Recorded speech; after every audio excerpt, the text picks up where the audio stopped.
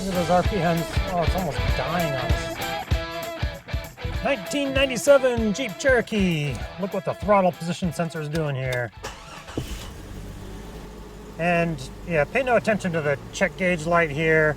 The oil pressure sensor, I got a new sensor I got to put in, so that's not working right now.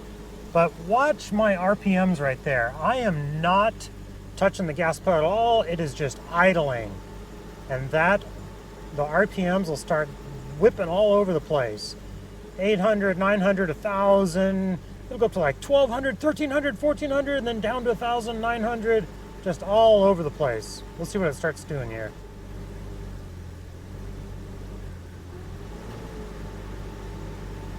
Well, it's not going as high as it was earlier. It'll start in a bit, don't worry, once that throttle position sensor starts acting up. And the reason I know it's a throttle position sensor is because I back probed the voltage on it. Let's do that real quick, I'll show you.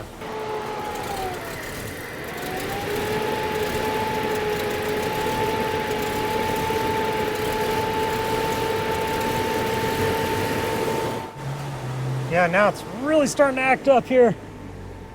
Look at those RPMs. Oh, it's almost dying on us. That's crazy. But here I've got my voltmeter hooked up. So I got the positive going to there's three wires on our throttle position sensor there. I have a video on how to test your throttle position sensor. The reason I replaced this is actually a new throttle position sensor, but it's a bad one. I made a mistake. I went cheap. I got a cheap throttle position sensor, and I'm paying the price. It worked great for the first couple weeks, but now it's junk. So check out that video in the description below of how to test your throttle position sensor. The voltage on it should be rock solid.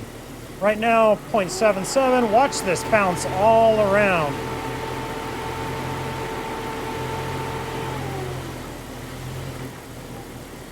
Should not be jumping around like that at all.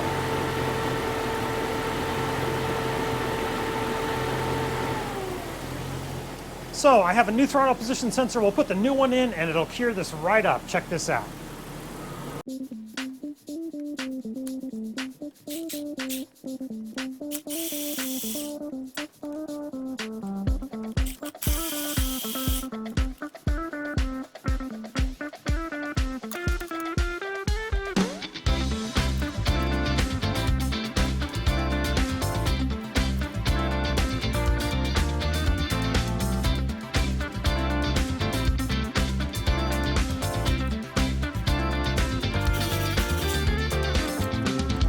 Okay, got the new throttle position sensor installed. Our voltmeter's hooked up. Let's start it up, see what it does.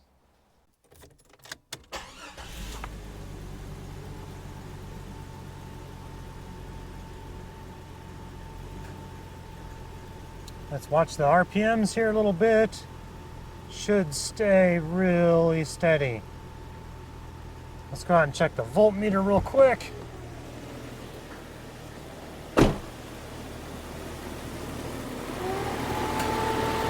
Voltmeter 0.89, rock solid, not moving at all. And that's on the sensor portion. So that's the center wire on our 3-wire throttle position sensor. Now if I move the throttle, let's give it a little gas here. That causes the voltage to change, which is normal. But when it's just idling, your volts should stay rock solid just like that.